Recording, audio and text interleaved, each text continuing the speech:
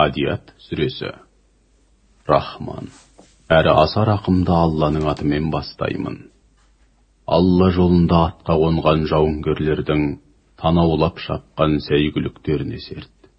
Тұяғынан от шашып, ұшқын атып шапқан сәйгүліктерге серт.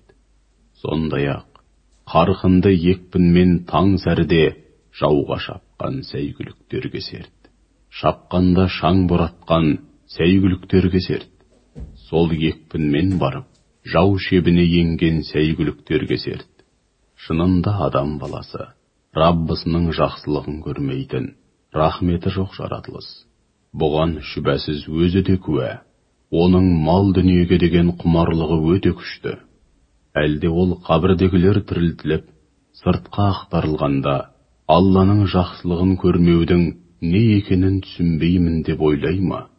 Көкіректерде иман көпірлік, шүкіршілігі жоқтық, ниет пиғылсынды не бар болса, соның бәрі әшкере болған шақта, жағдайы қандай боларын ойламай ма? Міне, әсіресе сол күні Раббылары олардан, яғни дүниедегі барлық жай күйлерінен хабардар. Қариға сүресі. Рахман. Әрі аса рақымды Алланың атымен бастаймын. Әл-Қариға.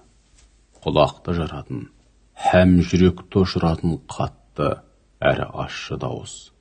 Әл-Қариғаның не екенін білесің бе? Алла білдірмесе, Әл-Қариғаның не екенін қайдан білесің? Ол күні адамдар жан-жаққа шашылған пәруанадай болады. Таулар болса, түрлі түсті түтілген жүндей болады. Сонда кімнің таразысы, сауап жағына ауыр басса, ол өзі дән риза болатын өмірге қадам басады. Ал кімнің таразысы, иман және сауапты істерден жұрдай болып, жеңіл тартса, оның паналайтын жері хауия, жаһаннамның түпсіз шұқыры болмақ. Оның, яғни сол бір түпсіз шұңқырдың не екенін білесің бе? Лаулаған қызуы күшті. От. Тәкәсур сүресі. Рахман. Әрі аса рақымды Алланың атымен бастаймын. Ата текпен, мал дүниенің көптігімен мақтан, әрі өзара жарыс, сендерді әбден алдар қатты, көңілдеріңді толығымен жалған дүниеге аударды. Тіпті қабірлерге дейін жеттіңдер. Енді қабірлерді де мақтан тұтып, бейіт тұрғызуда да өзара жарысатын болдыңдар. Жоқ, бұларың мүлдем дұрыс емес.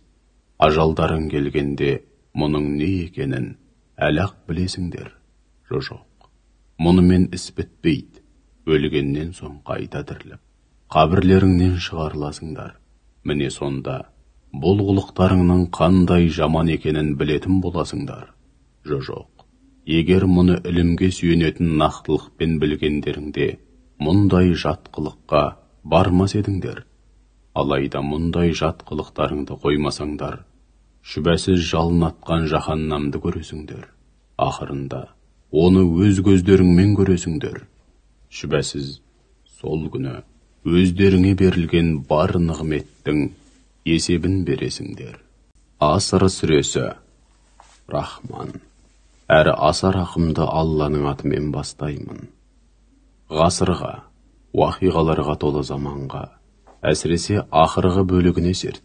Шынында адам баласы, зиян ішінде, тек иман келтіргендердің, соған сай, өздерін һәм бүкіл қоғамды түзетуге бағытталған игі істер атқарғандардың, бір-біріне ақиқатты насихаттағандардың, және қайғы қасіретте, ауыртпалық түскенде, сондай-ақ тура жолдан таймау, һәм асау нәпсімен әзәзіл шайтанға ермеу мәселесінде бірін-бірі сабырға шақырғандардың жөні бөлек.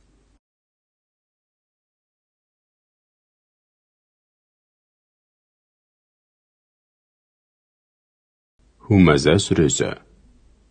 Рахман. Әрі аса рақымды Алланың атымен бастаймын. Әрбір ел жұртты менсінбей сынап мінеуші, ишарамен ымдап келемеждеп, кемсітушінің жағдайы қандай өкінішті. Олар мал дүние жиып, оны ешкімге бермей ашкөздікпен қайта-қайта санай береді, әрі байлығымен масаттанып, өзгелерді өзінен төмен санап қор көреді. Ол мал дүниесінің арқасында мәңгілікке қол жеткізем деп ойлайды. Жоқ, олай емес. Ол міндетті түрде Хутамаға, жаһаннам отына тасталады. Хутаманың не екенін білесің бе? Ол Алланың тұтанған өшпейтін оты. Ол адамның тәнімен қоса, ішіне дейін еніп, жүрекке дейін өтетін от. Ол ішіне тасталғандарды жан-жағынан құрсаулап, жауып алады. Оған тасталғандар ұзын-ұзын от жалынды бағаналарға байлаулы күйде қалады.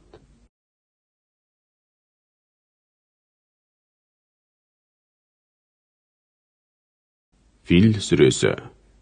Рахман, әрі аса рақымды Алланың атымен бастаймын.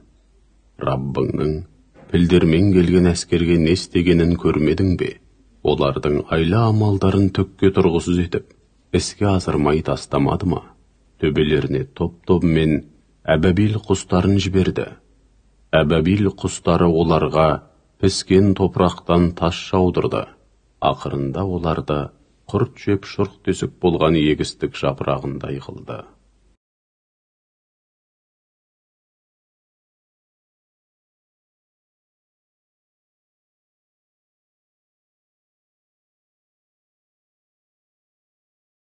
Құрайш сүресі. Рахман, әрі аса рақымды Алланың атымен бастаймын. Құрайшқа нәсіп етілген тыныштық пен береке бірліктің құрметі үшін. Қысқы және жазғы сапарларында Құрайшқа нәсіп етілген тыныштық пен береке бірліктің құрметі үшін. Осынау үйдің, Қағбаның Раббысына құлшылық етсін. Өйткені Раббылары оларды аштықтан һәм түрлі қауіп-қатерден сақтауда. Мағун сүресі. Рахман, әрі аса рақымды Алланың атымен бастаймын. Дін күнін, яғни Алланың алдында есеп беретін, әрі кесімді үкім шығарылатын ұлы сот күнін жоққа шығарғанды көрмейсің бе?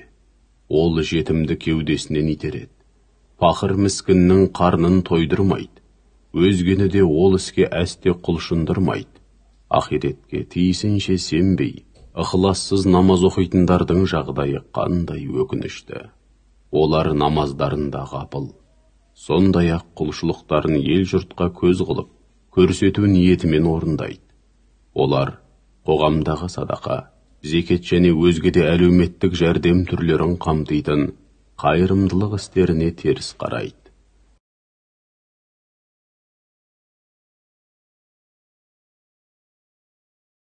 Кәусәр сүресі. Рахман, әрі аса рақымды Алланың атымен бастаймын. Шынында біз саған Кәусәрді, үзілмейтін, түгесілмейтін мол жақсылық нәсіп еттік. Сен де Раббың үшін оған борыштар екеніңді терең сезіне отырып, намаз оқы және құрбан шал. Ақиқатында сені ұрпақсыз, нағыз жақсылықтан махрұм деп кемсітушілердің өздері ұрпақсыз, өздері махрұм.